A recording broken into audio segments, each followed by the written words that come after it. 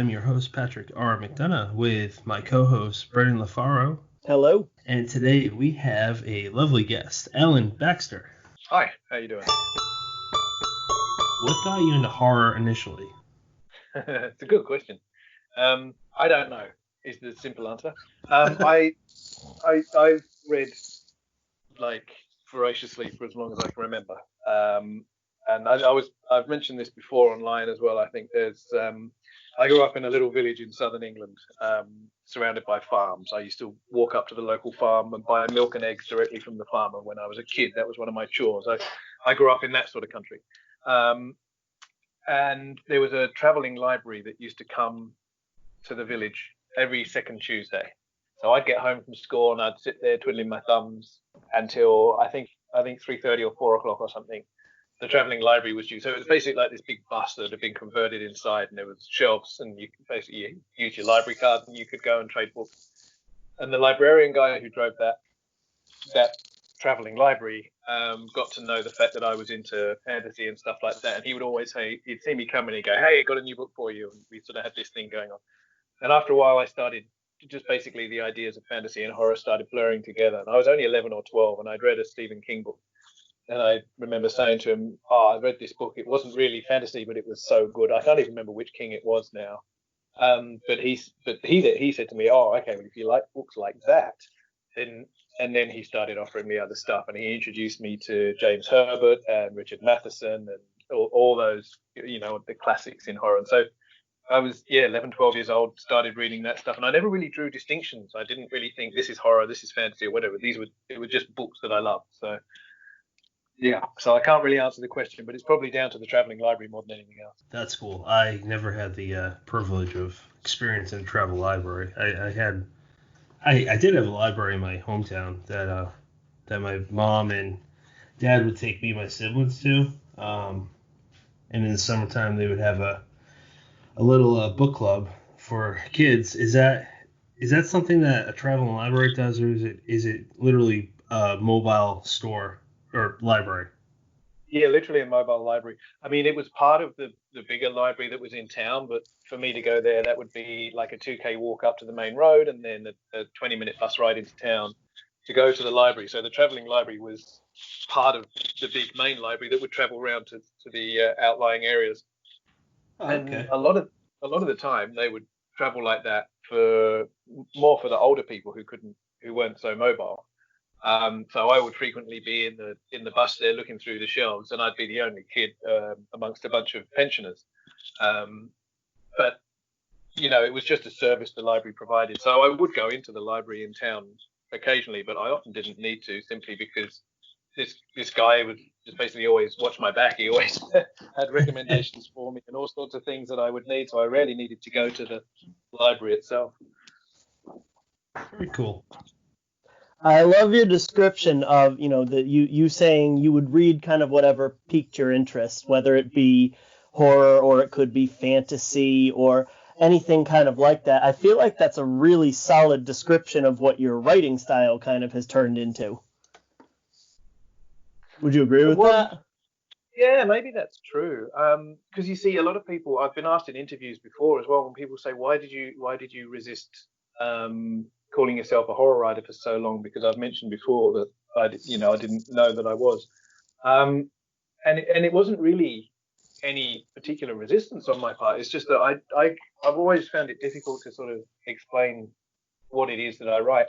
I've always been by far the biggest, my favorite author and biggest influence on me is Clive Barker. And the way that he writes, that he's always called the dark fantastique, the way he just blends and blurs horror and fantasy and all those sorts of things together.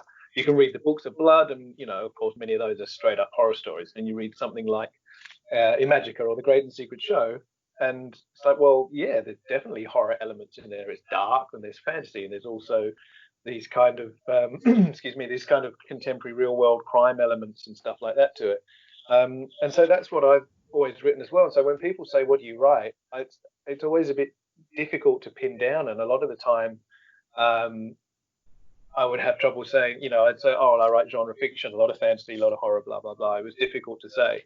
So these days when people ask, I normally just go, I'll write horror and dark fantasy because it's the easiest thing to sort of describe without going off the deep end of massive descriptions. But I always include mystery and crime and whatever else in these stories. I genre mash shamelessly. So yeah, and so that's probably, that influence of my reading was probably the same way. I never really thought about what genre I was reading. I just read the books that I thought were cool. I like that. You go with horror because it's really just easier than trying to lump in all the possibilities rather than, giving a 500-word synopsis of what you could kind of put the book into. You just, it's horror. If you like horror, you might like this. Exactly, and I love horror. I read I read horror obviously, and I definitely write it. I mean, a collection like Serve Cold that came out last year, that's more a collection of horror stories than anything else, even though there is a lot of fantasy and crime and whatever else. So I've got no issue with being a horror writer, but it's horror is a part of what I do. It's not sort of all of what I do. But I have to say that recent sort of years, over the last few books, I do seem to be leaning more into horror than anything else. But I guess that sort of will fluctuate back and forth a little bit. Sometimes I'll write more in fantasy, more in crime, more in horror. It's something that varies, different recipes for different books, I think. Yeah, and I'm looking at some of the books that I've read that you wrote. Served Cold you mentioned, but even Manifest Recall is almost kind of that gritty crime world. It kind of reminded me of it has almost kind of a Guy Ritchie tone to it, just not in England. But then we throw the supernatural into it to give it a completely different bent. You've got The Rue, which is just its own freaking thing. And then the last one I just wrapped up was Golden Fortune Dragon Jade, which is completely different than any of the others that I've got on my shelf right there. But they're decidedly all Alan Baxter books. So there's your answer. You don't write horror. You don't even have to go with genre fiction. You write Alan Baxter stories. Well, I mean, that's awesome because that's really good of you to say. If anything, I guess that's kind of what I want to be known as in some ways, really. Everybody knows that Stephen King is a horror writer, in quotes, because there's horror in it. But you look at the stuff he writes, and it's very varied. People just know Stephen King. People know Clive Barker. People know Jack Ketchum or whatever. So if you can get to a point where people see it's a book by me and that's enough for them to want to go and check it out, then yeah, that's fantastic. The ones you listed there are a perfect example. I mean, Manifest Recall is Southern Gothic, but with this supernatural element to it. It's also heavily sort of influenced with organized crime. Then there's my novel Devouring Dark, which someone described as Lock, Stock and Two Smoking Barrels if Clive Barker wrote it, which was fucking brilliant. I mean, I was very happy with that description. And that was my London organised crime novel that has this weird supernatural assassins and mad weird shit going on. Serve Cold is definitely horror stories. Golden Fortune, Dragon Jade is unashamedly just a historical fantasy novella that, with martial arts and geomantic magic and stuff that was just a heap of fun to write. But so that novella is probably as far into fantasy as I go, and maybe Serve Cold or maybe The Rue, because that straight up B movie gore schlock for that novella, which was a heap of fun. So yeah, I'll go anywhere really with this, wherever the story takes me. You know what? We'll tackle Rue a little bit. I know you've talked about it to death, but I think Brendan and I, for obvious reasons, maybe not so obvious to people who haven't read it yet, have to at least talk about it a little bit. But before we dive into that, you're part of the reason it exists, after all. That's so fucking cool. Tell my wife that. Let her know I'm cool. But seriously, something that I wanted to talk about is something that you and the boys at This Is Horror taught me that I never thought about until I listened to the last time you were on, which was, I think, last month that was released. But it was... Yeah, something like that. Yeah, you guys were talking about horror, and then basically, I think it branched into, like, basically people don't realize what horror is. Like, they think it's this one thing where I'm going to use The Rue as an example, where it's just like a B horror movie where it's just full of gore, maybe a maybe a little dramatized, and they don't take into consideration all the other subgenres. Because like my wife, if you were to ask her, she probably would say no. But her and I, like, she'll say like, oh, this is what I want to watch tonight, because we tend to watch one show while we're eating dinner most nights, and often she'll say, I want to watch this show about serial killers, because there's so many on like Netflix, for example, and that's horror. I mean, that's true crime horror. Yeah. Well, I mean, this is the thing about horror, and this is why I have no issue being sort of being recognized as a horror writer, but I do have an issue when people automatically dismiss horror. Obviously, especially in the 80s, with the paperback boom and the massive rise in slasher movies, horror kind of ended up with a bad rap. And now a lot of the time, I mean, you talk about horror to people in the horror community, there's no problem. They know exactly what's going on. Talk about horror to people outside the horror community, and as soon as you say the word, they immediately think of slasher movies, Hostel, Saw, whatever, and they're like, oh no, I don't like horror. It's like, well, okay, it's quite possible that you don't like gore or you don't like torture porn or whatever, and a lot of people who are massive horror fans also don't like that stuff. But that's not all that horror is, you know. It's such a broad-ranging genre. It's got so much depth to it. I'm really pleased to see things like Jordan Peele's films, people like Josh Malerman and Paul Tremblay, people writing books that are kind of giving a bit of a renaissance to what horror can be, and which is another reason that I'm sort of embracing it more now and go, yeah, I'm a horror writer. I write fantasy and crime and stuff too, but yeah, I'm a horror writer. Check it out. It's a lot more than you might think, in the hope that we can kind of rebirth a respect for horror as a genre. Equally, horror isn't just a genre. Horror and comedy are basically two different spices that you can add to any story. So, you can write a straight up horror story, but you can write, a thriller with horror elements. You can write a comedy with horror elements. You can write fantasy with horror. It's one of those things.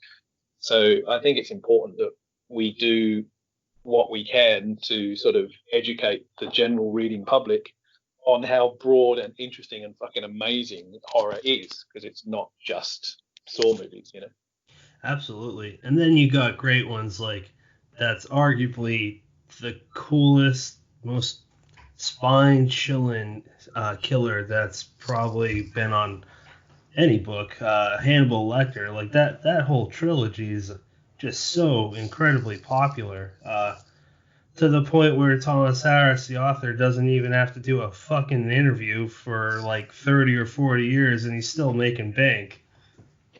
And those are horror stories. I mean, everybody will tell you they're thrillers, which they are. They are thrillers, but they're horror stories. Yes. And no question that they're horror stories. It's exactly right. Sometimes you have to sort of recognize what you're looking at with those things. But yeah, we'd all love a fraction of the recognition Thomas Harris has got, right?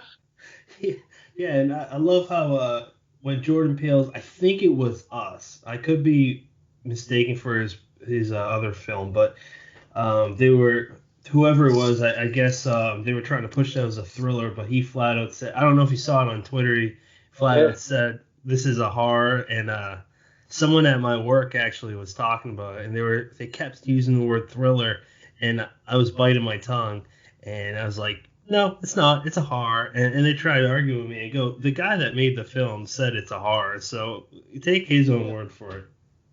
Well, I mean, I used to do it a lot as well, because you in trying to encapsulate what you do without sort of shooting yourself in the foot and alienating readers. For a long time, when people said to me, "What do you write?" I used to say I write supernatural thrillers, because the majority of my stuff has some sort of supernatural or fantastical element. The majority of them are kind of fast-paced, thrilling reads, and it's a good description, but that's not all they are. But I deliberately don't use that term anymore, or at least not that term on its own, for exactly that reason. So, no, I write horror and dark fantasy. I write supernatural thrillers. I write blah, blah, blah, but I don't start with that anymore for exactly that reason. Is your wife a reader? And if she is, does she, maybe not your stuff, but is she into horror at all? And I got a third question. Sorry, I'm just kind of doing a burst question thing. If she doesn't like horror, does she like feel funny when you tell people that that's what you write? She fits somewhere on the scale. definitely not a horror fan. Does not like horror movies or anything like that. Can't do anything in movies with sort of visual gore or that kind of stuff. Doesn't mind a good sort of scary thriller that's got, horror without too much gore and stuff in it. She's read my novels. She kind of quit on Serve Cold because she goes, oh, I can't do it. It's too much for me. Because that one does definitely lean a lot more into horror stories than anything else. But she is a reader, very much so. She's a reader, and she's an artist too. She's an oil painter, and she does these kind of weird, creepy paintings. So she's definitely into the weird and the macabre and stuff to some degree. Just certainly not as much as myself. Oh, no kidding. That's awesome that your boy gets to see two parents like that. That's the coolest thing to me. I love my parents, but I wish that they were both the creative types. My mom wrote a little bit, and I got to read a poem. It was the weirdest time, and I got to read it. It was a poem she wrote for her father at his funeral, and it made me cry. And I'm like, when you're a writer, like when did this happen? And she's also a painter. I didn't know about until years later. Wow. I'm just imagining your son when he grows up. I'm sure he's going to really appreciate that his mom and dad can express every emotion they have in art. Well, we're fairly concerned he's going to grow up to be a right-wing accountant or something, just because when kids rebel against their parents. But right now, between us, we run a kung fu academy, and she's a painter and I'm a writer, so we're sort of encouraging all those sorts of things in him. And he loves stories, he loves reading, he loves to draw, and he do craft. He's an incredibly creative kid. So yeah, hopefully it rubs off at least a little bit. I don't see why it wouldn't, and especially because I do see you posting about your boy reading, which is awesome. How old is he again? 6.5 now. Oh, okay. So you do talk about that's something that I love. I've told you, but for people that might not know, I personally love seeing basically guys talking about their emotions and it not being like a weird or a macho thing. Is there any author that you look up to that kind of portrays the same way you look at life, fatherhood, and basically how you approach your family?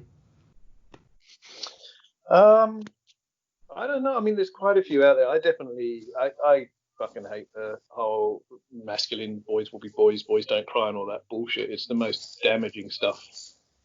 Well, for like many ways, it's the most damaging thing in the world right now. There's a bunch of fucking idiot men out there who mainly because they're brought up to think they need to be alphas and badasses and whatever, and they're just completely not in any shape or form.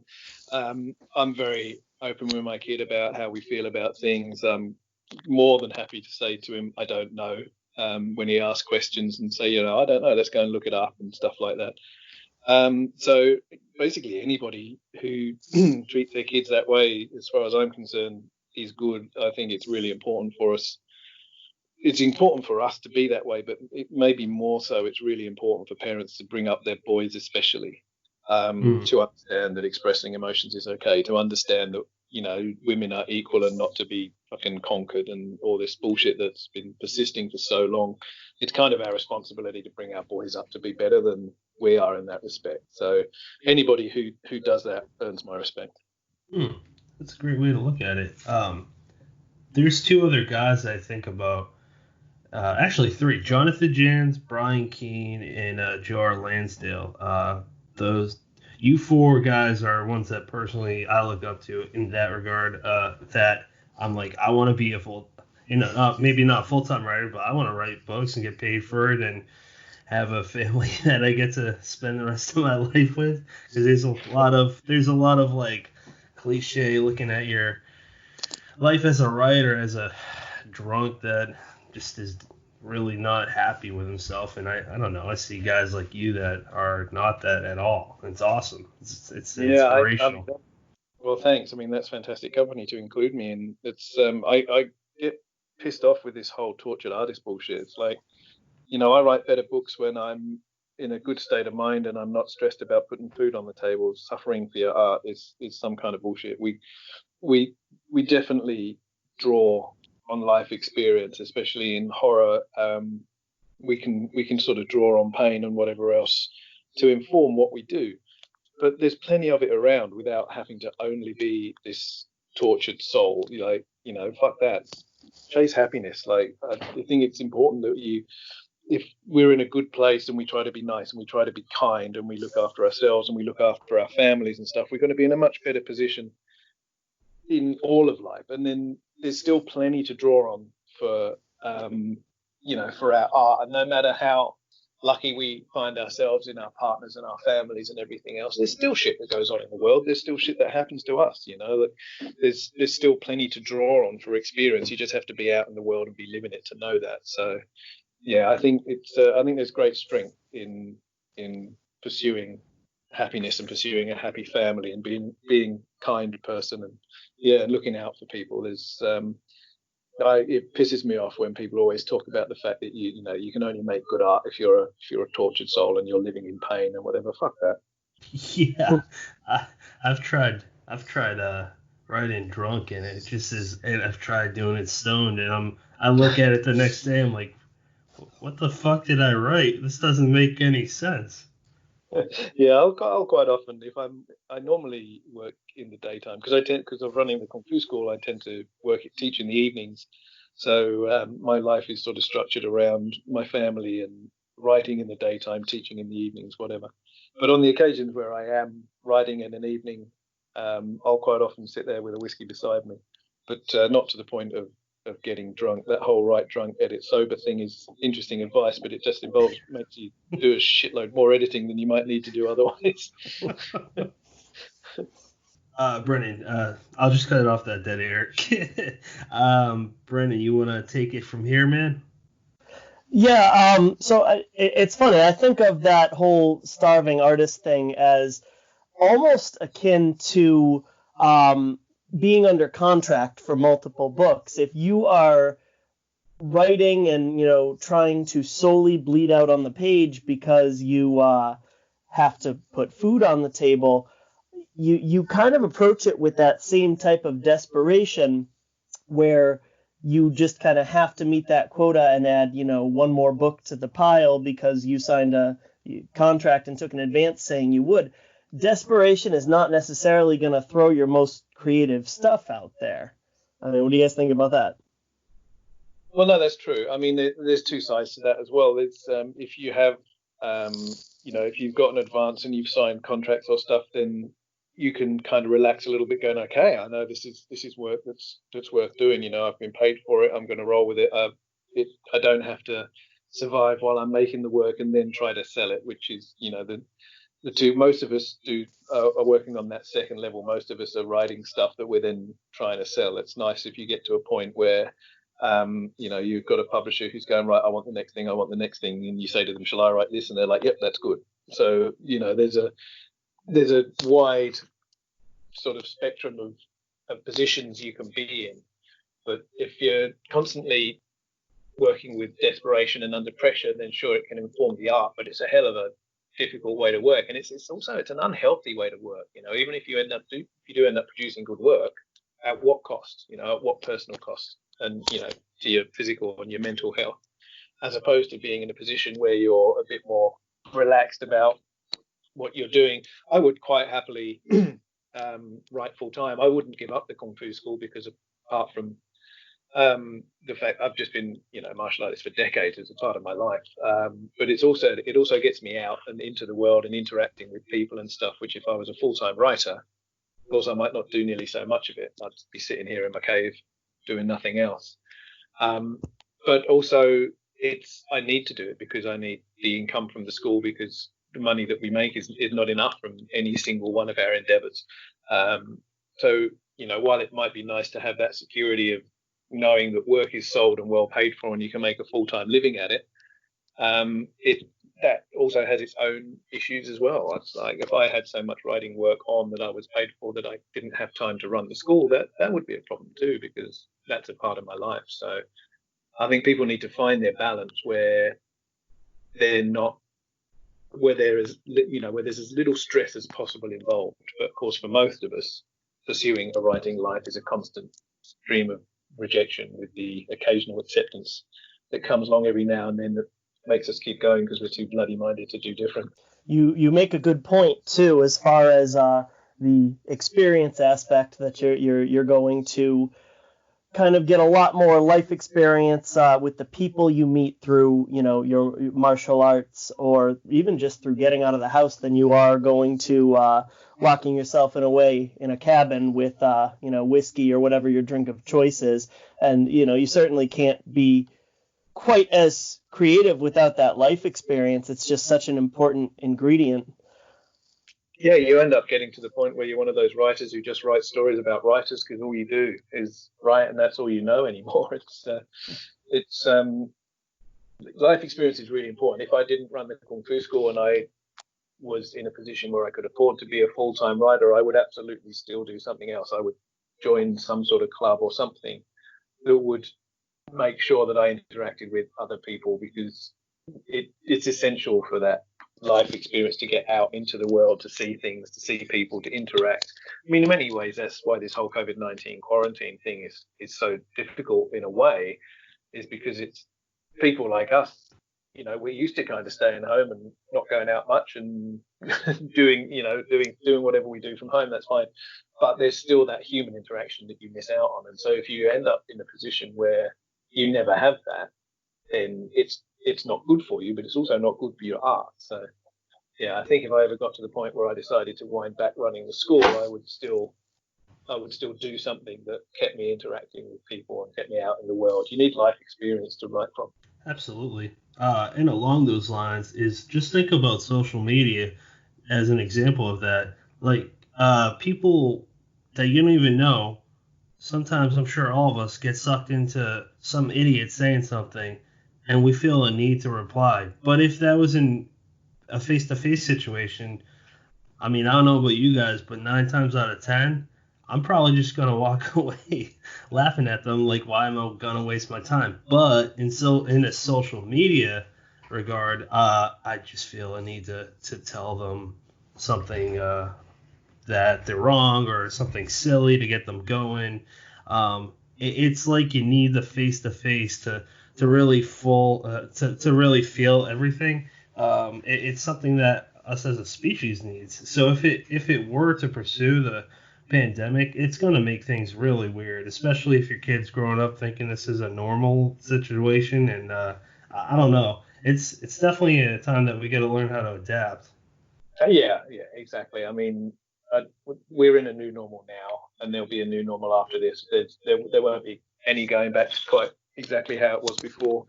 I kind of hope that, at least in many ways, there'll be a better version of normal following this, but I'm cynical on many fronts, and that's one of them. So we'll wait and see. My biggest fear is that we're going to have that outrage and that call for change, whether it be for wider health insurance here, or for sick leave again here. There's a pattern going on there, or even just treating each other better because we're all in the same boat. And my biggest fear is that that's going to be a trend for a little while, and then the just kind of societal mindset is just going to return back to where we were, taking things for granted again. At this point, I don't see how we could possibly do that, but you can't underestimate the stupid. Look at 9/11. Yeah, people are real creatures of habit, though. They fall back into routine so easily. Instead of, if it's easier to fall back into routine than it is to try and make something better, people will just do the easy thing so often. Absolutely. Like, what wasn't the Australian wildfires? Wasn't this year? Yeah. Or was that last year? I can't remember. No, it feels like a decade ago, and it feels like last week at the same time. It was January. See, that's what I'm saying. Your book came out a little after that. Like, it just, I don't know if it's because of the pandemic or not, but I don't know. Everything feels off. Like, I still work Monday through Friday. I still do what I have always done for the last 4 years, but like, I'm still losing track of days. And it's happening. It's getting worse every week that passes, and I'm not sure why. Yeah, I mean, everything's upside down right now, man. Like the world is messed up. So many people are just doing different sort of patterns of living to what they're used to. there's that old saying that sometimes nothing happens for decades, and sometimes decades happen in a week, and it's been a bit like that all fucking year. So it has. So, Alan, I mean, I feel like a lot of writers, especially, are falling on, really far on one side of the spectrum or the other. Either they are feeling like this is an opportunity, being at home, having more time, it gives them an opportunity to really get a lot more work done, get their best work done. And then there's the other side that are just not able to really sit down and get anything out that they're happy with. How do you feel like this has affected your work? Well, I've never been busier, frankly, at the moment, because it affects people really differently. Like if you're in a job that's been put on hold and you don't have kids, then sure, I bet you got a lot of extra time. But since this whole thing's been going down, we've had to homeschool our son. I've had to figure out how to teach classes online, doing Zoom classes and shit like that, to try to keep my student base sort of at least partially engaged while this is going on, plus writing and everything else like this. I'm used to having quiet time at home to write, because that's how my life is structured. That's part of what I do. And right now, I've got a load of extra shit going on. Like, we're kind of in a bit more of a habit now when it comes to the online classes. We kind of got a bit of a system going, so it sort of works all right. But with my son around, normally my son's at school 5 days a week, and right now he's not. So I actually have less time than I normally do. So my wife and I kind of share that load pretty evenly. So we still get work done, but not nearly as much as we might do otherwise. And especially for the first few weeks of it, I was finding it really freaking hard to focus on anything, because my brain was being pulled in so many different directions. But I ended up putting a whole bunch of other projects on hold. And for a long time now, I've been wanting to write a book for my son. I've been wanting to write something he can read before, he's a teenager, because everything I've written so far, I wouldn't want him reading before he was at least sort of 12 or 13, like I was when I got into horror and all this dark, weird shit that I write. So I started writing this sort of middle grade fantasy novel that I'd had in mind for ages. That I kept thinking to myself, there's a good story there. I want to write that for my son. And so I was like, right, okay, well, this weird time in the world, that's what I'm going to do. I'm going to put the other projects aside until I'm in a bit of brain space again, and I'm going to write this thing. So I'm about 20,000 words into what will probably be about a 50,000 word fantasy novel for kids, with pirates and dragons and witches and all sorts of crazy shit. So I'm basically using this time to write a book for my son. If it ever gets published, then great. But if it doesn't matter. It's for him. So that's awesome. As a 34-year-old man, I would read that. Yeah. Sign Brennan and I up for that, seriously. Yeah, no, that's the thing. One of my favorite books when I was a kid was Charlie and the Chocolate Factory, Roald Dahl. And I was really looking forward to reading that to him and really hoping he'd enjoy it. And a few months ago, we got to that, and that was our bedtime reading. And it was just an absolute fucking joy to read it to him, watch how much he was enjoying it, and realize that I still loved it too. So, that's great. I mean, just because things are written for kids doesn't mean they're only for kids. So I'd like to think that this is a book that people of all ages could enjoy as well, even though I'm mainly aiming it for I'm sort of aiming 8 to 10 kind of age group. My son definitely reads ahead of his age group at the moment, but this would be something to read to him as well. So, yeah. Like I said, me and Brennan are down because, like you said, it's not just for kids. That's something that I think about a lot, because one of my favorite series is The Chronicles of Narnia, and when my boy's old enough, I want to read that to him. And The Hobbit. The Hobbit, have you read that to your boy yet? Because I feel like that'd be a book that you enjoy, and I don't know if that is it? It is, yeah, and it's definitely on the list of things to read. There's 2 books that I've got. See, the thing is, kids, my kid especially, he's a stubborn fucker, and I got no idea where he gets it from. But if he knows that I want to read him a story, he's like, yeah, no, I'm not interested. Because he knows how much I want it. And so I got away with Charlie and the Chocolate Factory because I was just really casual about it and kind of said, oh, what about this one? But I've got two of my favorite stories from back in the day that I still love now are The Hobbit and Treasure Island. and I've got these beautiful hardback editions of both that I bought for him, and they're sitting on his bookshelf. And then we get to the end of a book, and the next night comes around, and I'm like, what should we read? Do you want to start Treasure Island? And he looks and he's like, nah, not yet. And he'll pick them up. And so we're working our way through this series of books, the Treehouse books. It starts with the 13-story Treehouse, and then the 26, and then the 39, and it goes up to fucking 100 and some shit. We're up to I think the 52-story Treehouse at the moment, and he's enjoying in those books. So at some point, I will get to read The Hobbit and Treasure Island to him. They're the two that I'm really, really hanging on, really want to do. So hopefully. You just have to pretend. You just have to pretend you don't really care. Yeah, that's the thing. I'll be like, you know what? I don't want to read Treasure Island anymore. I don't like it. No, I don't want to read that. So, but you got to be careful because my kid is smart. Sometimes he doesn't know what reverse psychology is. Like he couldn't tell you what it is, but he'll look at you and he'll be like, nah, I can see what you're doing. So. Yeah, his intelligence is a blessing and a curse for him and for us. Deep inside, Alan's like, please let this be the night that he picks Treasure Island. Yeah, man. Really. These two books that have just, they've had such an influence on me. And I'm like, I want you to read these stories. I want you to experience what it is to immerse in these stories. Yeah, we'll see. We'll get there eventually, I'm sure. I hope. That'd be great. And you should definitely announce it on Twitter because clearly that'd be a big deal. That'd be a big dad deal. Yeah, I will. You'll know. I had one more question pertaining to the children books. Now, for me personally, since I grew up in the 90s, and Brennan, I'd like to know this for you too. Goosebumps is what got me into horror, not Stephen King. It was R.L. Stine, the television show and the books. I was curious, is that something that you ever read? No, for me.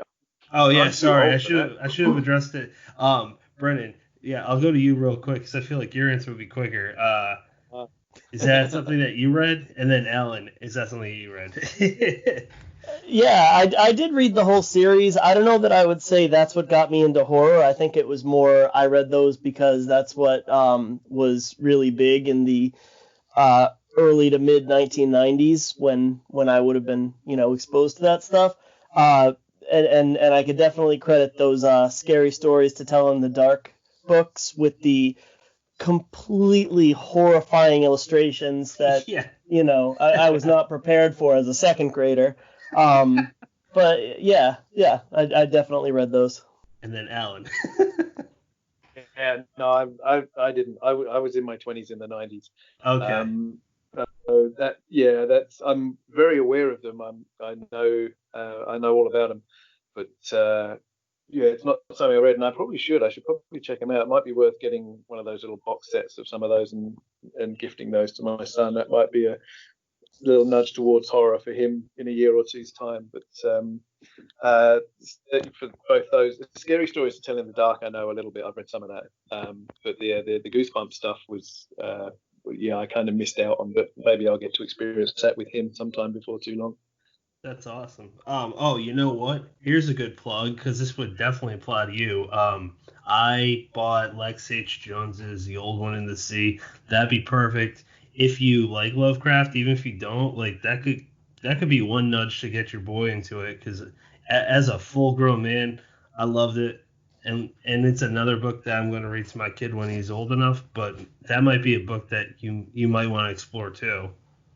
No, okay, yeah, duly noted. That's good. I'm always happy for tips like that. I'll add it to the list. Yeah, it's with a Sinister Horror Company, and I'm sure you know who they are, but they're pretty awesome. They have so many good books, and I feel like people don't talk enough about UK horror, and I guess especially since I've started to know you and Andy Cole, Australian horror. Is there like a scene in Australia that you feel is just not appreciated enough? Oh yeah, definitely. I mean, I'm both. I'm British. I grew up in the UK. I left the UK in my mid-20s. I've been more than 20 years now Australian, so I kind of bridge the gap on both. That's what, like, my novel Devouring Dark was set in London because I always wanted to write a London crime novel because I grew up not far from London. Was always into that. So, and the UK horror scene is fantastic, but it's a bit more well known. Obviously people like Ramsey Campbell and whatever. But the Australian horror scene is fantastic, and I'm always doing what I can to try to promote it and make more of it. And I'm making a conscious effort now to write more. In Australia, there's the Alex Kane series, which is a trilogy, has got an Australian protagonist. It starts in Australia in Sydney, and it frequently returns there. That was a deliberate and very conscious choice. The Roo obviously is unashamedly Australian. I mean, that's exploitation. That's just going about as far Oz as you can go. And I've frequently set short stories. A lot of the time, my short stories would be set in no particular place. I always did this thing where it's like, well, it could be anywhere and it doesn't matter. So if you want it to be, if you're American and you think it might be in your city, then it is. And I quite like that in terms of settings. I like the setting of the city or whatever to be a character, but it doesn't have to be specifically in any given place. But more recently, I've made a point of writing actual Australian settings because I want Australian characters and Australian settings to become more recognised. And like the last story in Served Cold is a novella called Yellowheart, which is unashamedly Australian. It's like Tasmanian Deliverance. That was a very sort of conscious decision, and I'm currently making notes. The next big project I'm going to start work on is going to be a collection of interconnected novellas that will be set in a fictional Australian coastal town that is again going to be deliberately and clearly Australian in setting, because I want people to recognise that. And it seems that there's definitely a sort of hunger for that people are interested in stories, especially horror, set in places that they're not used to. So, basically set somewhere other than America or Britain. And alongside that, I'm always trying to promote Australian horror writers. We've got an amazing community, such really supportive. I was so pleased to sort of discover and become part of the community here many years ago, the general sort of science fiction, fantasy and horror community. It's so open and welcoming in Australia. There's no, or at least there's very little sort of ego and competition or anything like that. Everybody's very supportive, and there's some mad talent in this country.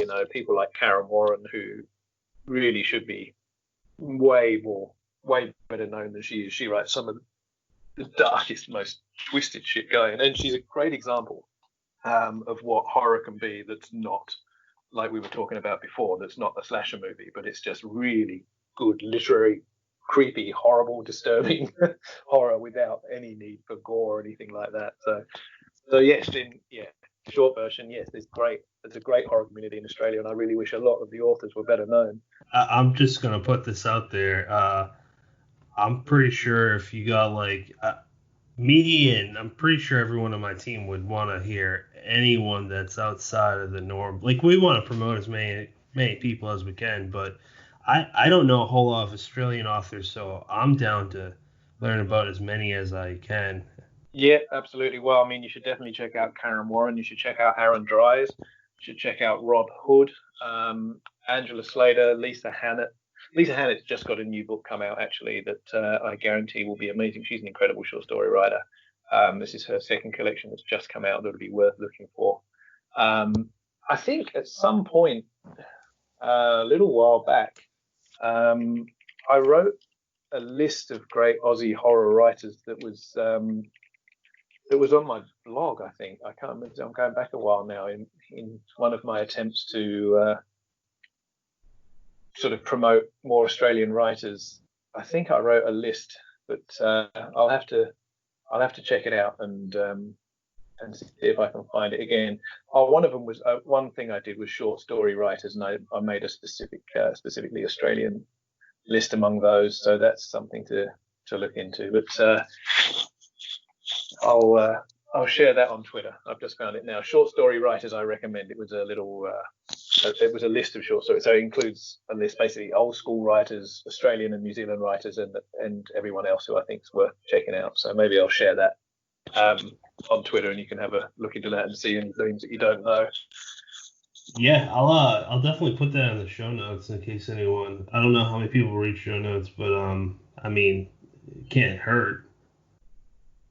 Yeah, that's right. I mean, and this is exactly the thing, like the no matter how much we want to promote and how much we want to share things like that, a hit rate on this sort of stuff is always it's always a sort of a real. There's always a great attrition to it. So that when I always talk to people about promoting the stuff that you like, it's like if you don't enjoy a book, then just fuck it, don't worry about it. Don't tell anyone. Don't bother talking about it. But if you do like a book, then really talk about it. Tell people. Just post about it. Don't think that that there's no point. I've only got 60 followers on Twitter. What's the point of me tweeting about it? It's because, well, there's 60 people there, and 6 of them might see it, and 1 of them might also read it, and then if they enjoy it, they might also mention it, and that's how it works.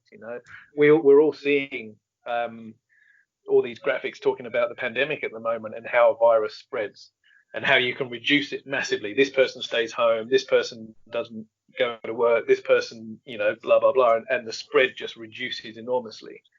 When it comes to trying to promote the stuff that you like, you need to be the opposite of that. You need to be that one person that does tell someone that might tell 5 more, and so on. And our careers, writers' careers, are almost entirely built, regardless of marketing budgets or anything else. Our careers are almost entirely built on reader enthusiasm, and people talking about shit and telling their friends about it and buying copies of books as gifts for friends and family because they've enjoyed it. And so I always make a point of saying to people, just never underestimate the power you have as a reader, because you might only have 50 followers and maybe only 5 people see your tweet saying what a great book this is. But if everybody who reads the book and has 50 followers does that and 5 people see it, then that's the beginning of exponential growth. But if you don't talk about the stuff you like, you guarantee nobody will see it. So it's important. No matter where you get an opportunity to promote stuff, if you enjoy something and you want to talk about it, do, because it does make a difference. Absolutely. Like I know, for example, South Park and Family Guy. I'm pretty sure both of those were canceled. And I'm even more sure that Family Guy was canceled twice, but due to, and this is before the internet had much of a presence of social media. It was due to word of mouth that people liked it, and now look at it. I'm not saying any of us are going to be the next South Park, because that's just such a massive show, but it does help. You never know who's going to hear you out or see a book and spread it around to one other person. Yeah, and I can use this is a sort of slightly left of center example, but there's an Australian author called Matthew Riley that pretty much everybody in Australia has heard of, and he's got a massive international following. I was on a Supernova tour with him, which is like a sort of pop culture expo thing, and they always have a bunch of authors on board, and there's always one guest. There's all of us like jobbing mid-listers, and we sort of sit at the table and we sell books and we sign books and we chat to people. And if we're lucky, we get a little queue of people now and then, or people come and go. But there's always one star author that kind of holds that together, and they're the one that have just got the constant line. So I've had some amazing experiences on that. I got to sit with Raymond Feist when he was the guest author there, and Brandon Sanderson and people like that. And one time Matthew Riley was there, and his queue was just solid, and it never went down. There were hundreds of people in the line all the time, and he's this massive presence, particularly in Australia. I don't know about elsewhere in the world, but his story is a classic example of sort of luck and timing. You've got to have a good book. You've got to be able, you've got to have the chops, because the book's got to be there in the first place. But he managed to convince a store in Sydney to put his books on display for a week. And he was like, and he was self-published at the time with his first book. And he was like, do you reckon you could just for 1 week put these in your store? And they were like, yeah, sure. So, he got a bit of luck there and he did that. And then he got a massive piece of luck following that somebody picked it up and enjoyed it and thought, I think it gave it to their daughter or someone who enjoyed it and said, oh, this is really fantastic book. And that person had influence. And all of a sudden, he got this massive growth from this lightning strike of luck, from just having a book picked up by the right person at the right time. that's what everybody's sort of looking for their breakout book. You want that real sudden piece of luck that helps to expose you to that many more readers, because there's loads of people out there with fucking great books, but you don't get that luck of exposure. So that can make you into a superstar. The other side of that is, instead of one person hitting you with a massive piece of luck, it's hundreds or thousands of people giving you that tiny little bit of luck each time. And so it's a much slower build, but the net result is the same. And so that's what we're all counting on. We're all counting on people talking about the stuff that they enjoy and sharing about it and saying, you really need to check this out. And the person does, and they're like, oh, that was great. And they tell their friends, you really need to check this out. That's how stuff grows. So you have to lower the mask and cough Karen Warren into the face of the masses then. Karen Warren is a good one. She was actually she was a guest at StokerCon last year, I want to say. I think it was last year. She's starting to get recognized now. Ellen Datlow frequently includes her in anthologies and stuff because she really is that good. She's one of the few Australians that started to make a big dent outside of Australia. But she still deserves a far greater readership than she had. So, as there's so many of the others I mentioned, people like Aaron Dries and Angela Slater and Lisa Hannett, all these people that are writing really great horror. We've got some serious talent in Australia, and it's good to see it slowly becoming noticed. And people like yourself are fantastic and invaluable in that, because we're far away. We're on the arse end of fucking nowhere. It's difficult, especially at the moment. But I mean, it's difficult to get anywhere from Australia, even when there's not a pandemic.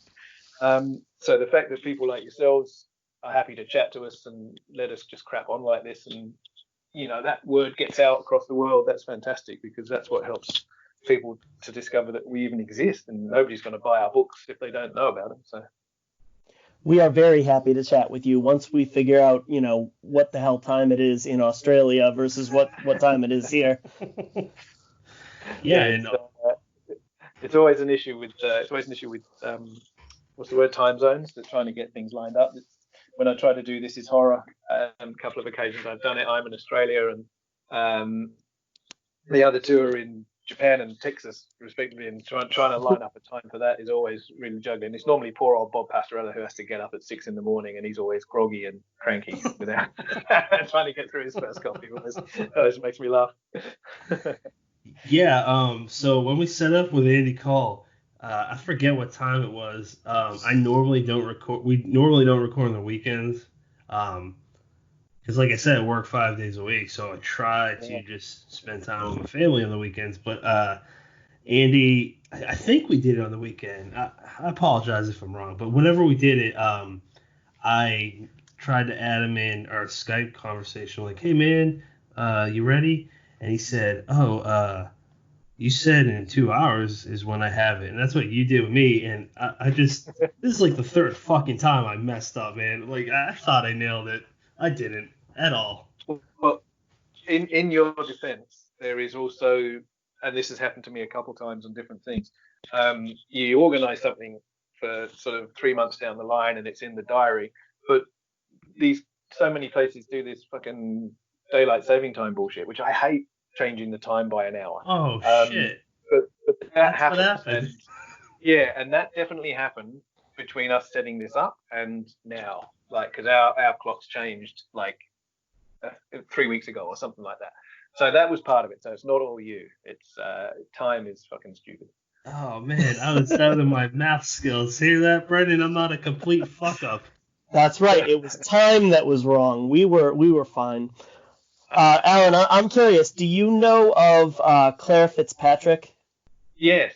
Yeah, I don't know her personally, but I'm aware of her. She's we have here the Australian Horror Writers, or actually the Australasian Horror Writers Association, because it includes New Zealand and stuff like that. And so that's kind of like a mini version of the HWA, and I'm vice president of that. And she's a member, so I've in the member pages and stuff like that. I'm aware of her with Facebook friends and stuff. Yeah. I'm not super knowledgeable about Australian writers. I didn't recognize a lot of the names you brought up, but she was one. I read her collection last summer, maybe, Metamorphosis, and it's fantastic. It's very, very raw, I'll say it's very honest, it's very open, it's very raw. I haven't really quite read anything like it, and that's definitely a book that I've been plugging for the last year or so, and definitely a good representation of what an Australian author has to offer the rest of the world.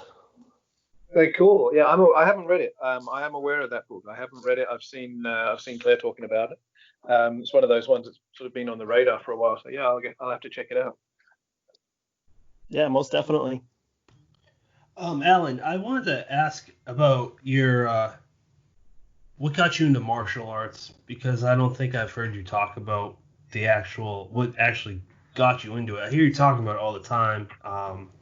So yeah, what got you into martial arts? Well, bullying at school largely was the sort of initial trigger for it. I honestly I can't even remember how old I was. Probably like 9 or 10, something like that. I was always a nerdy kid, and I was always, nose stuffed in a book or whatever else. And I was getting bullied a little bit and pushed around a bit at school. And my dad used to, when he was in his teens and early 20s, he played rugby union, as did I when I got older. But he was also really into judo when he was a young man. And so apart from, talking to teachers and everything else, my dad was like, well, why didn't you do some judo? And every once in a while you can throw some of these dicks on their ass if they're giving you too much grief. And so I started doing judo. And I really enjoyed it at the time. I'm like I say, I think I was probably about 10 or something at the time.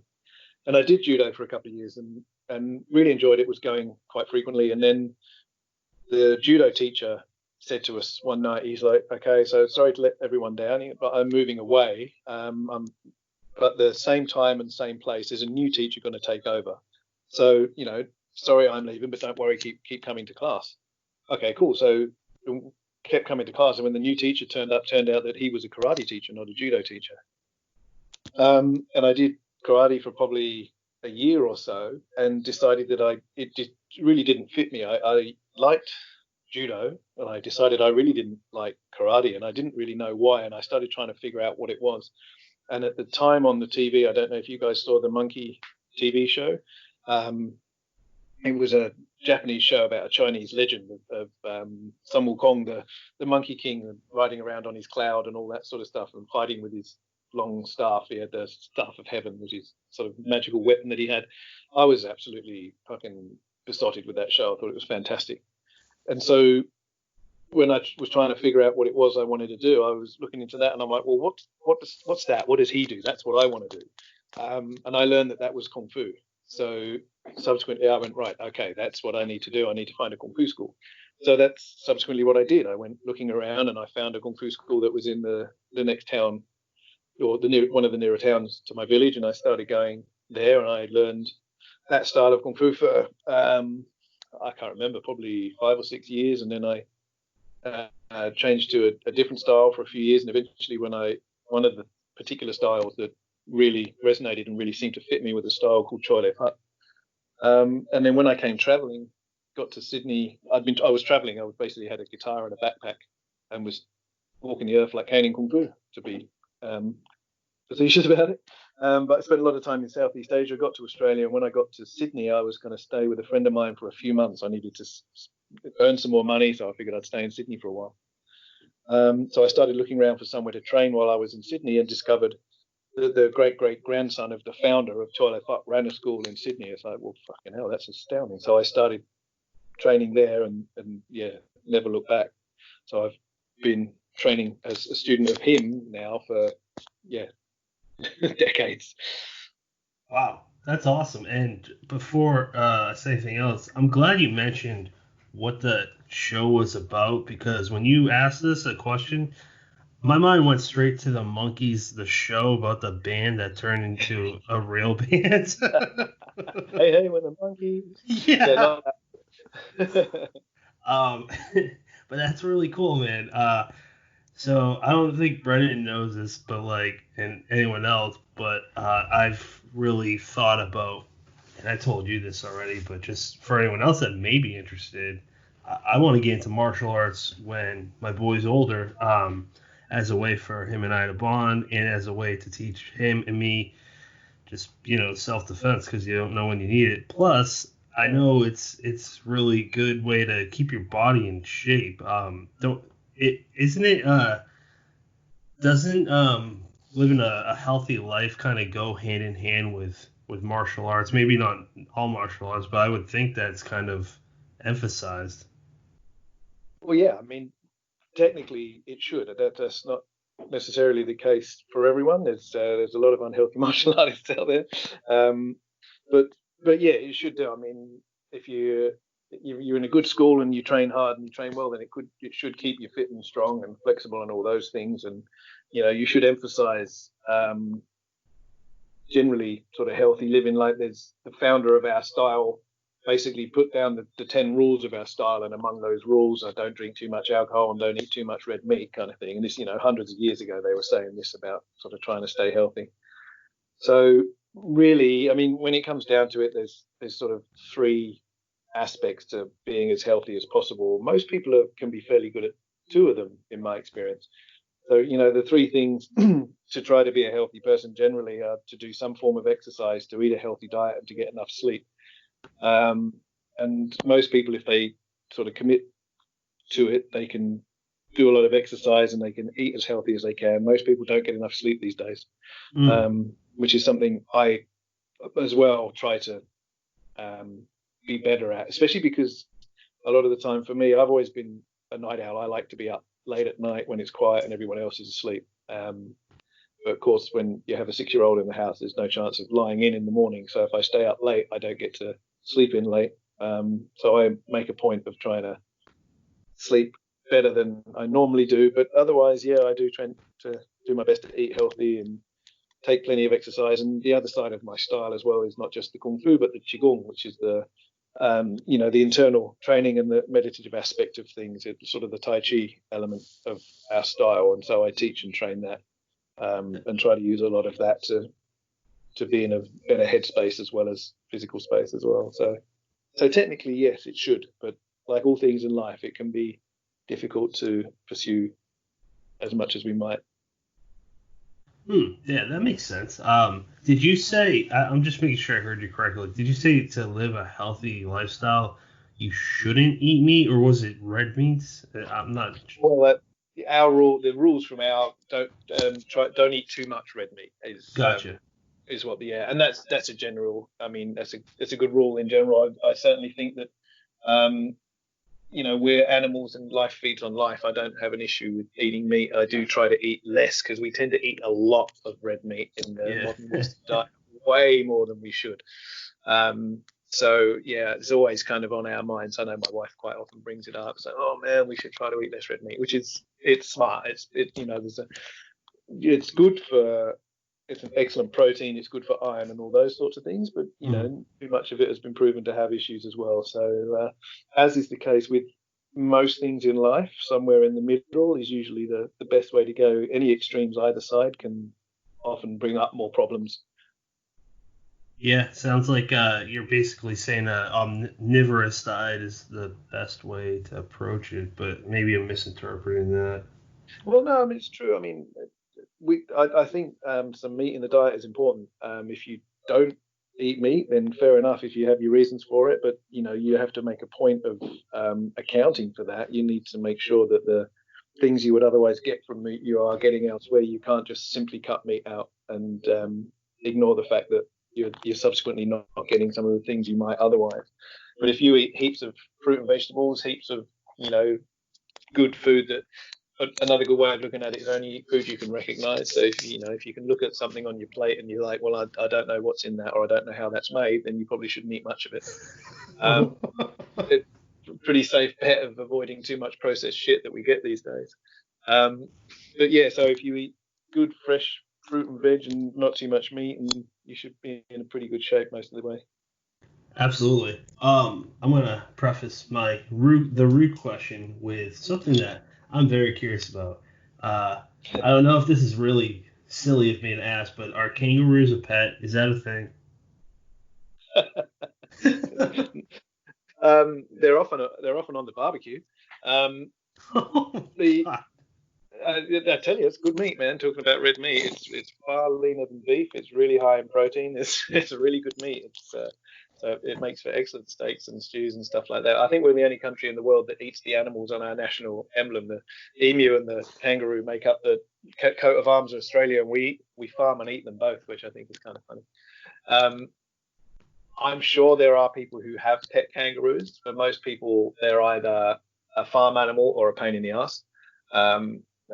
Farmers, they're always busting fences and eating crops and stuff like that. So a lot of the time they're pests to farmers, or they're an item to be farmed.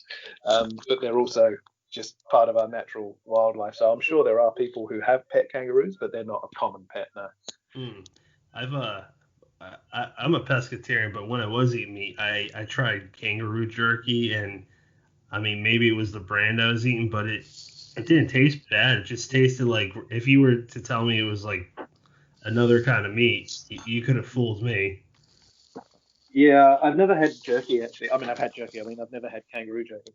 But kangaroo meat, when you get steaks for the barbecue, or you get, chopped meat for stews and stuff like that, it's basically just a really lean red meat. It's a little bit more gamey than beef, but otherwise it's just a really lean red meat. You could easily serve someone kangaroo, tell them it was beef, and they would probably not even notice. They just think it was lean beef.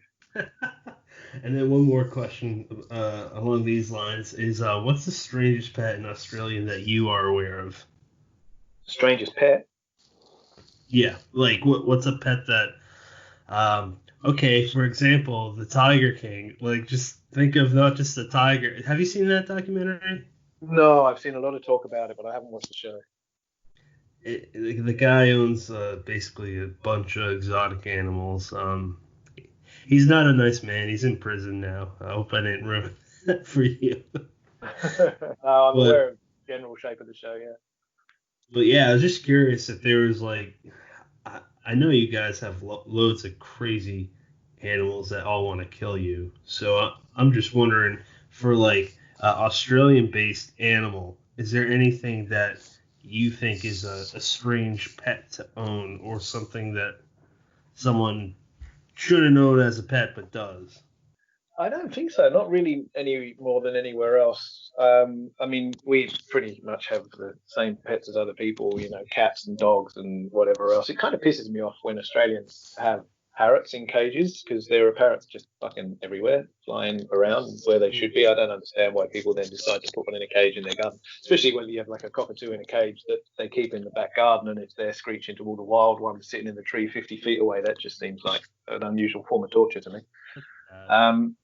But yeah, I don't know that anybody has particularly strange pets over here. Like, we've got tropical fish and a dog and 2 cats and a lizard. So I kind of live in a bit of a zoo myself. But we have a central bearded dragon, which is an Australian lizard thing that we have as a pet. So yeah, I'm probably in no position to judge anybody else's pet choices. Nice. All right, so here's what I've been waiting to ask you. The Roo, how's it been, man? Like, it's just, you started a trend of creature features. You involved so many people in the horror community, and even if someone doesn't know any of us, it's still a fan-fucking-tastic time. How's it been, the experience? Insane, frankly. It's yeah, like I mentioned, I tell sort of in the start of the book, I just write a little kind of sort of snapshot about how it came to happen. It was just one of those really sort of fortuitous timing things. Yeah, when we should have all been probably doing something more constructive, we just, a load of us are all just shooting shit on Twitter, and a load of you guys, writers and reviewers and whatever else, started talking about it, and then this cover got mocked up, and eventually I kind of got talked into writing the story. And it only really worked because I was right between projects and was planning to write a couple of short stories over the Christmas break. And one of those short stories was going to be basically the subject matter that ended up becoming the novella that is The Roo. It's just that I at the time I wasn't sure what sort of monster I was going to use in this story, and then when people were talking about that, I'm like, well, fucking hell, I could use a crazy demonic kangaroo. That would be hilarious.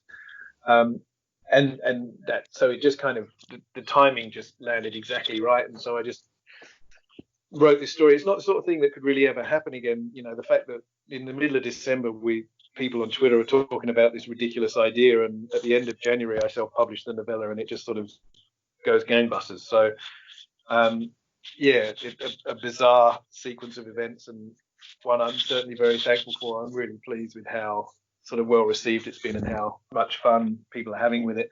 And it's not the sort of thing I normally write. Like we mentioned earlier, it's Ozploitation. It's absolutely sort of schlocky B-movie creature feature horror.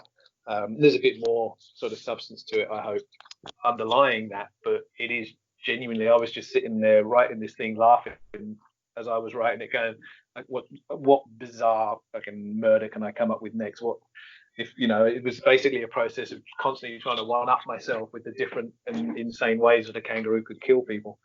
And using the names of all you guys, you know, like all these people that I talk to on Twitter all the time.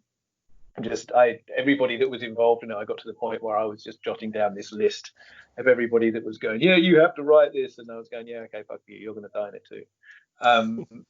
And so I just ended up, and so I literally just had a list, and every time I needed a new character, I just crossed off the next name on the list and threw them into the story. And it was just purely to use the names. Obviously, I made the characters sort of fit the setting and whatever else, but so it ended up becoming hugely entertaining, just finding new and ridiculous ways for a kangaroo to kill these poor bastards in this remote outback town. So it's been huge fun, and people keep saying, oh, you're going to write more. It's like, well, it was kind of a bit of a one-off bizarre thing, and it kind of triggered this little flood of other stories like it, which is just fantastic. It's awesome to see other people now writing these crazy creature features of, you know, different like possums and cassowaries and who knows what else that's going on. I did deliberately leave a sort of open-ended aspect to the ending so that I could always follow it up if I wanted to, and there is a temptation to do it, and I do kind of have an idea for a second novella that could follow on from what happens in the room, and I even have a real cheesy pun title for it if I did go ahead and do it, but I don't know whether or not I will, so I'm not sort of saying any more about it than that at the moment. I can't believe you would even throw that out there after what happened with the first one. You got roped into it from nothing. I know. You have absolutely signed that warrant at this point. It's probably one of those things that when if I get to a sort of a lull between projects where I'm not like under deadline for anything else, and I don't have any edits coming in or whatever else, I might find one of those sort of natural gaps in a schedule where I just go, fuck it, all right, and I just see if this second in that sort of idea comes together or not. But I don't want to just flog a dead kangaroo.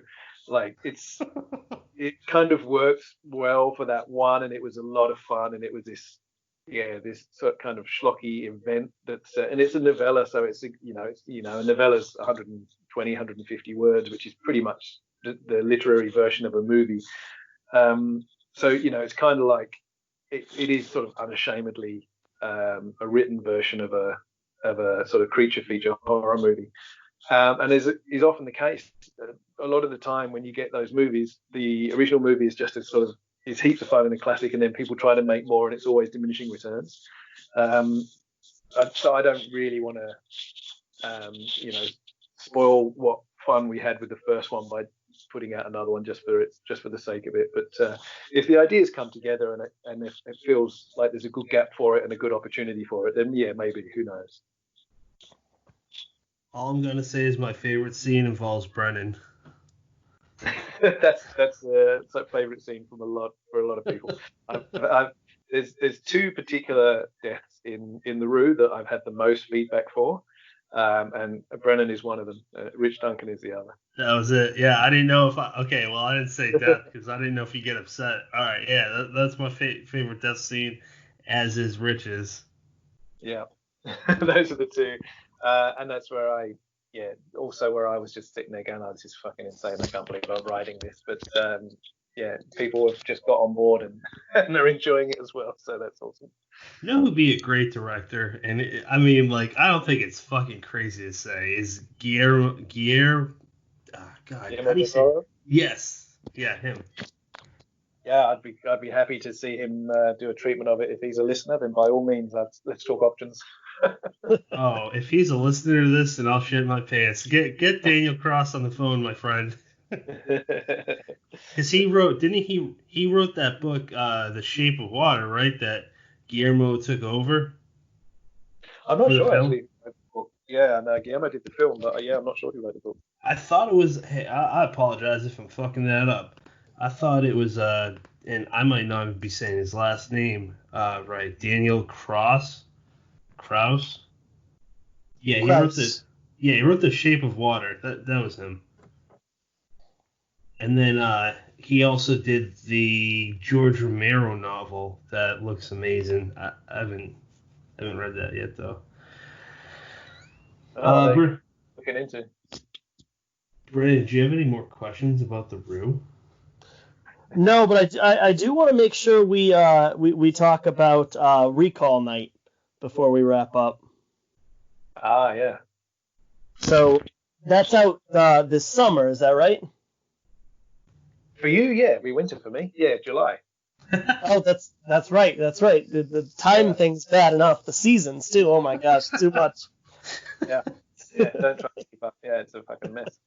Yeah, that's right. This is so when I first signed up with Grey Matter Press a few years ago, they signed me in a 2-book deal, which was Devouring Dark as the novel, which is a standalone novel. That's the London gangster novel I was talking about, and Manifest Recall, which is the sort of supernatural Southern Gothic novella.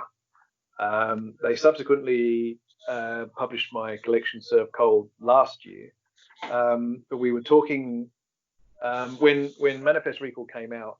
It landed with quite a splash. It was very exciting to see how well received that was. People really enjoyed that. It's a big novella. It's like 40,000 nearly words, so it's a novella, but it's a long one. People seem to really enjoy it. And the main character of Eli Carver is an interesting character. You know, he's got this sort of peanut gallery of ghosts that constantly hang around and harass him and give him shit all the time. He's just trying to get on with his life. And a lot of people started saying, oh, you know, that they really enjoyed Manifest Recall, and is there likely to be any more stories in that with Eli Carver? And I said, I don't really know. And then after a while, the novella was pretty popular. And I got talking to Grey Matter Press about it.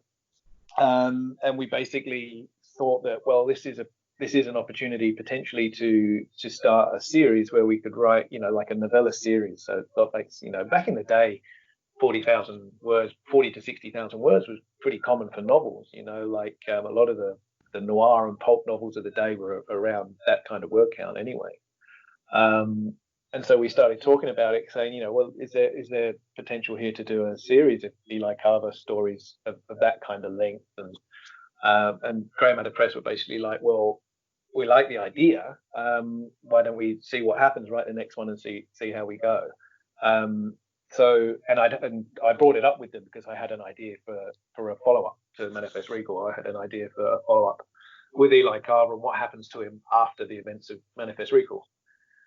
So, okay, fuck it, no worries. So I wrote the book and sent it in, and Grey Matter Press loved it and went, yeah, okay, let's roll with it. And so that's now coming out in July. And if that's popular as well, and if people think that that it's as good as Manifest Recall, then you never know. We might end up writing a few of them, which will be great because he's a great character to write. It's great fun. It's, you know, it's kind of supernatural. It's sort of organized crime thriller, kind of Southern Gothic. It's got this hyper violent aspect to it as well, because, you know, it's a lot of criminal activity going on and people being bastards to each other. So yeah, so they're good fun. So hopefully Recall Night will be as popular or more popular than Manifest Recall was. So fingers crossed.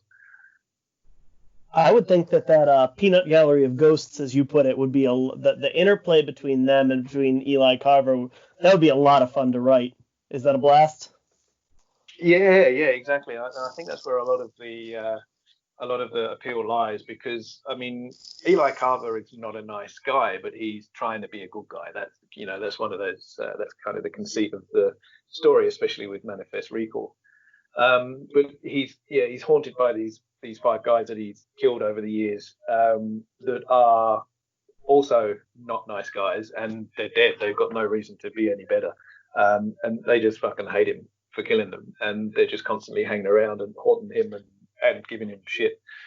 So it is good fun to write, and it's good fun to write the sort of interplay between them.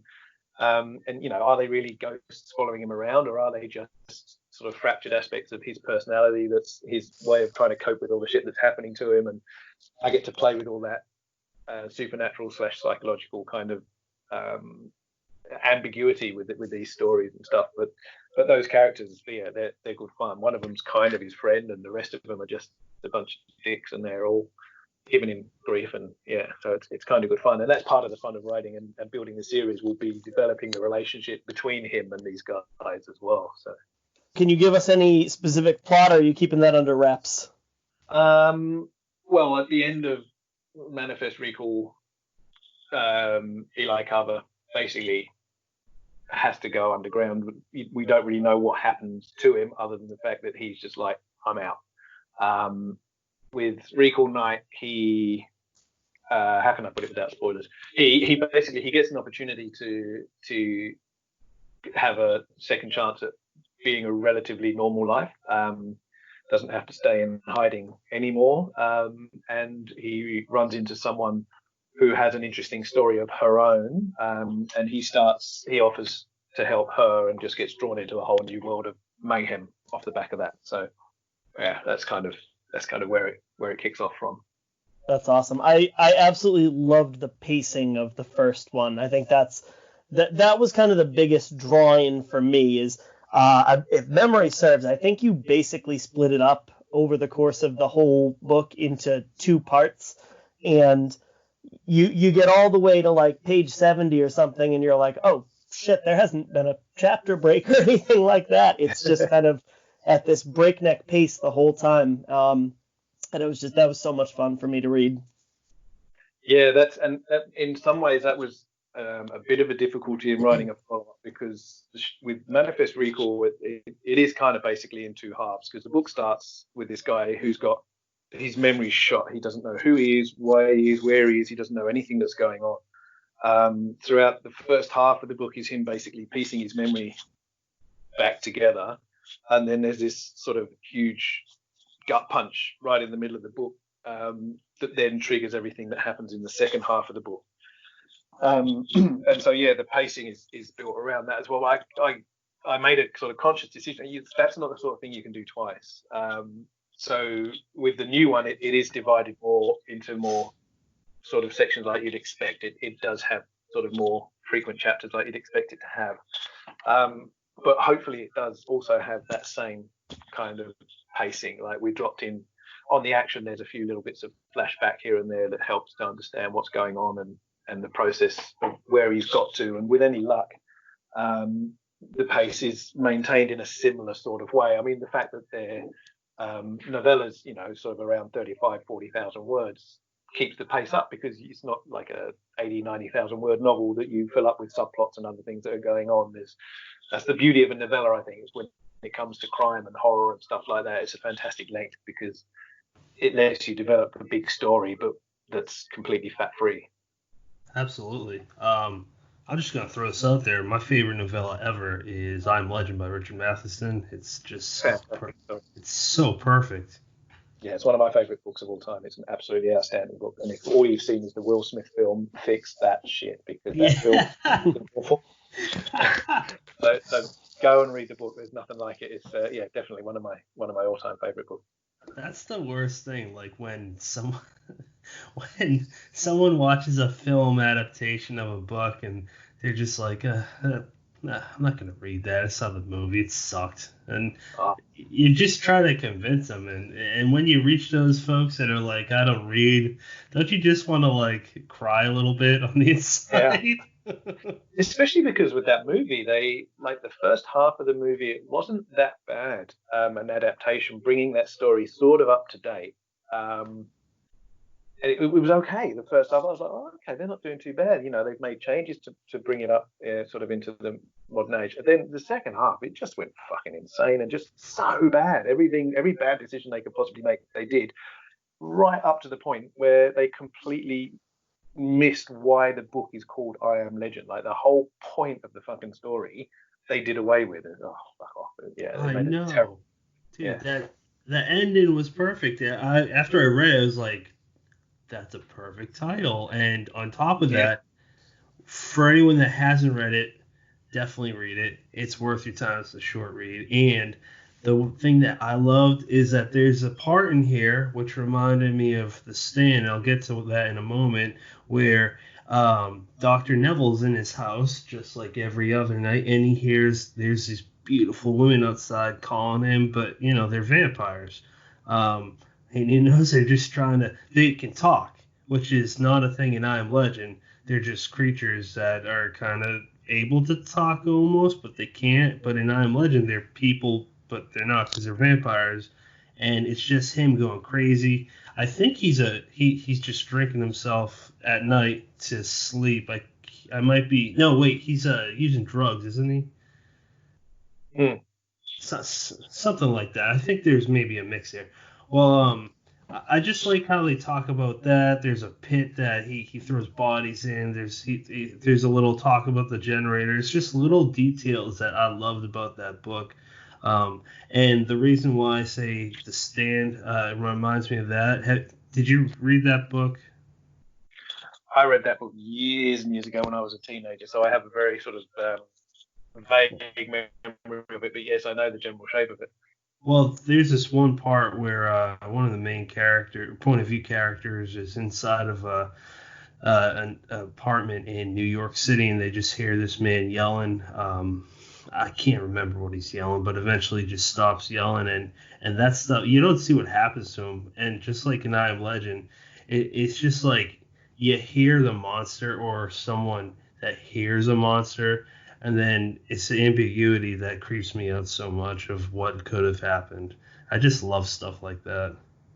Yeah, well, that's the real power of writing a lot of the time. I mean, like, so I'm paraphrasing badly, but someone once said, um, terror is looking at the monster, but horror is knowing the monster's coming, but not having seen it yet, kind of thing, or not knowing where it is, but just knowing that it's on the way. And that's a good sort of way to help shape your thoughts about what horror is, because if it's just right in your face there, then that's a type of horror. It's terror, but it doesn't have that deep sort of visceral power that a lot of horror can have, and a lot of that comes from ambiguity and uncertainty and all that sort of stuff. So yeah, I think that's a powerful thing to remember when writing horror, when writing any kind of tension, really. Absolutely. You know what? We gotta wrap it up in a minute, but before we do, I was gonna ask if you are reading any books that you would like to just throw out there to kind of recommend.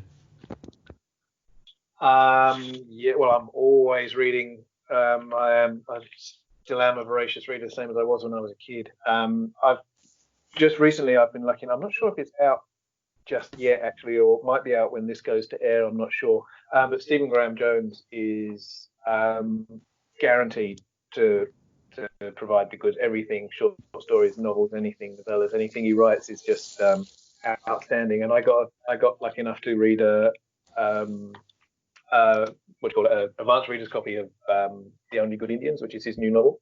Yep. I just read that recently, and that's just fucking outstanding. He's such a good writer, and he does stuff that's always it's never quite what you expect. He's one of the few genuinely original writers that frequently surprises me.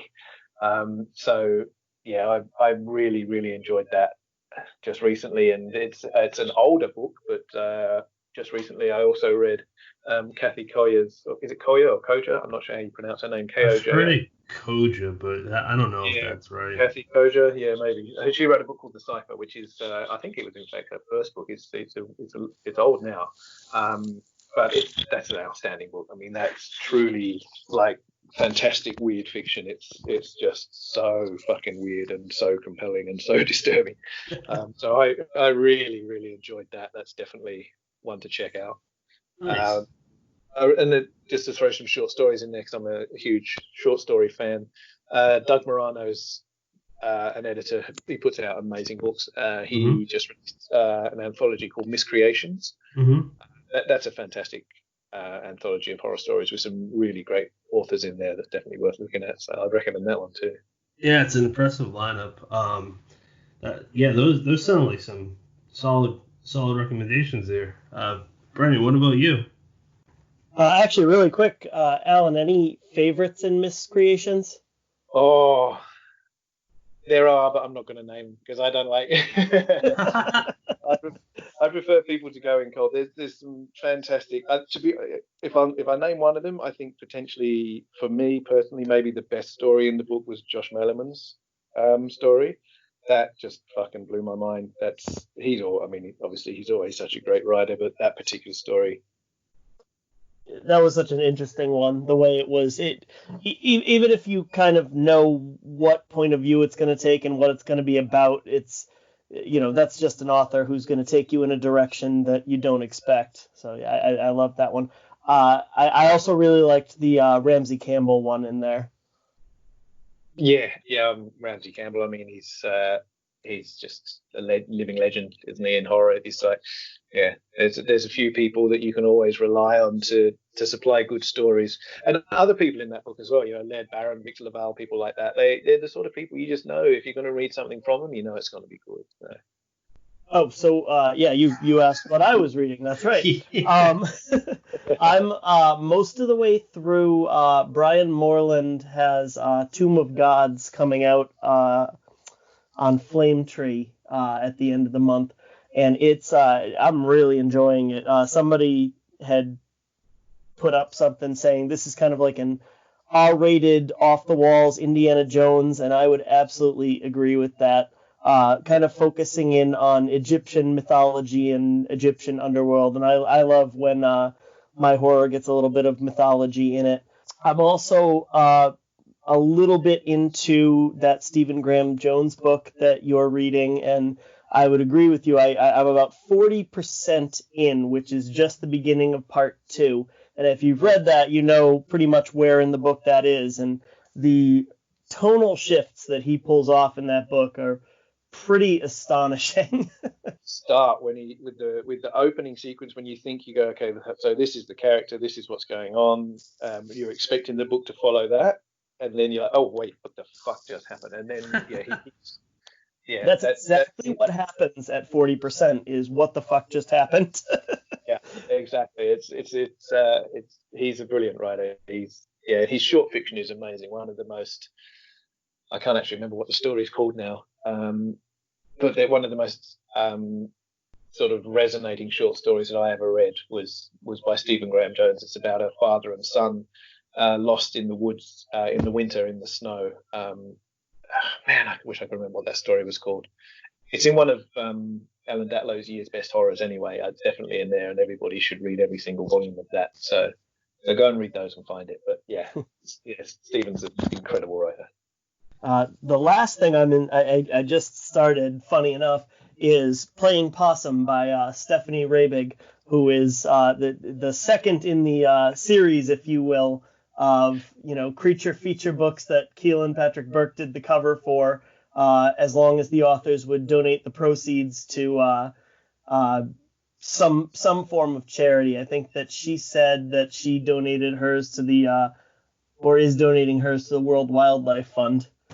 Yeah, it's when the Rue first came up, that wasn't part of that. I bought the cover off Keelan for that one. Once the whole situation kind of got crazy, and I was bullied into writing this book, and I was like, okay, so I did. But subsequently following that, this should be a thing. Keelan should make covers for people to write books. And of course, he's a brilliant cover designer. And he was basically saying, right, I'll do a few, but I will only give you a cover if you donate all proceeds to some sort of wildlife fund. So it didn't include the Roo. That was already sort of done and dusted by that point. But then he then ended up doing a few covers for people on the promise that they would donate their royalties to wildlife funds. So Stephanie did that one. Max Booth III, I think, is doing a cassowary one. No, James Sabatari is doing a cassowary one. Max Booth is doing he's doing the Dillo. He's doing one about a killer armadillo. So it's kind of it's all gotten crazy. It's all out of hand. I've actually got Stephanie's sitting on my Kindle. I haven't got to it yet, but I've got that one sitting there, so I've got that to look forward to.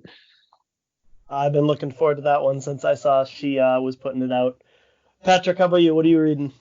I'm reading Devil's Creek. I like it. I'm slow at reading this one because life's a little crazy right now, so I have not been able to read a whole lot. But I'm a little over 100 pages, and I just think it's good.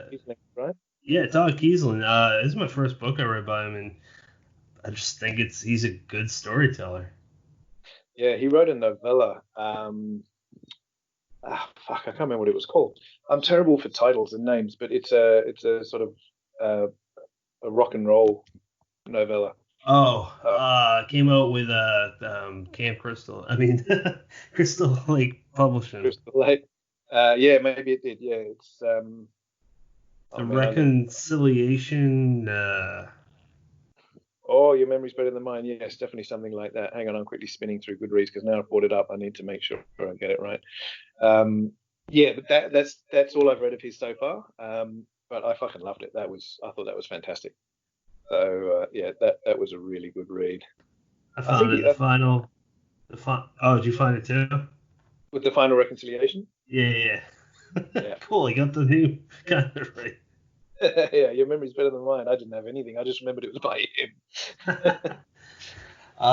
So I don't know. I think it's great. I enjoy talking with him too. We're gonna have him on next month. Looking towards that. He's always fun to listen to. When he's on podcast. But Alan, before I forget, where can people follow you? My name, AlanBaxter, on Twitter is definitely an easy one. I'd spend way too much time on Twitter. I ends up making writing books. You can. I'm always around there, so you can hit me up there. You can find all about sort of me and my books and stuff like that at my website. There's heaps of information there, and there's free excerpts from most of my books and stuff are there, and you can find that at alanbaxter.com.au. And that's probably all you need to know. There's a bunch of social media links on the website too, so find it that way. Fantastic. I really appreciate you taking the time, even though I tried getting you on here 2 hours before we agreed to meet. Always happy to chat. Thanks for having me on. I appreciate it. Absolutely. And you're going to be writing a whole lot of books this year, it sounds like, and especially that one for your son. If that does happen, please let us know, because you got quite a few fans here at Deadhead Reviews, I was going to say. Dead Headspace, our podcast. Yes, the names are very similar. Yeah, well, thanks. So I'm sort of 20,000 words in, so I'm maybe halfway or almost halfway. So it's definitely going to get written. And once I've read it to my son, if he decides it's okay, then maybe I'll look to see if somebody wants to publish it too. So you never know. I'll certainly let you know. It'll be. I'll always talk about the stuff I've got coming out. So yeah, I'll let you know for sure. If I gotta get that seal of. I was going to say, gotta get that seal of approval. Yeah, absolutely. That's right. I'm writing it for him, so it's going to go through him first, and we'll see where it goes from there. Well, that's exciting, man. I wish good things for that, and it's really cool that you're writing the book for your son. That's awesome. Yeah, it's important, I think. It's like he knows I write books, and he looks at the covers, and he's like, "Oh, that guy's having a bad time." He's aware of the fact that I write books for grown-ups, and so I don't know what he thinks of that. He just knows that, from the mind of a 6-year-old, that's like forever away. So if I turn up with a book and say, "Hey, I wrote this book for you," and in the next sort of few months we can start reading it, then hopefully he'll appreciate it. I mean, you might tell me it's rubbish, but 6-year-olds are honest. But we'll see. I didn't like that story. We'll see. Well, my fingers are crossed for you there, Dad. Thanks. And hey, we'd love to have you on in the future again. So please keep us in mind for any books in the future. Absolutely, yeah. I'm always happy to come on. Give me a holler. You know where to find me on Twitter. I'm sure we'll stay in touch. Well, hey, you have a good day, and we'll have a good night. Yeah, absolutely. Thanks very much. All right, Alan. Have a good one. See you, Brennan. Bye, guys. Yes, guys. Take care. We are in your mind. We are all around. You are now leaving Dead Headspace.